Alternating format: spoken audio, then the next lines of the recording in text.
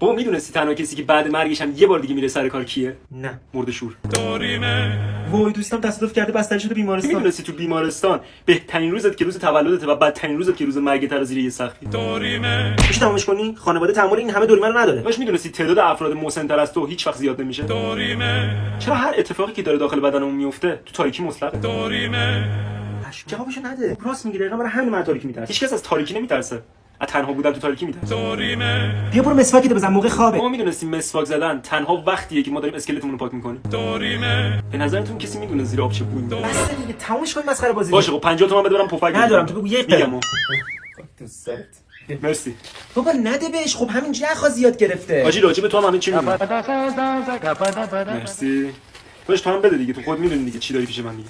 لال لطف کردی. چرا درو باز نمی‌کنید؟ اومدم قابلمه‌تون رو بهتون بگم. خیلی نرگس راجع به تو هم همه چی میدونم. پس بیا بغل ماماینی.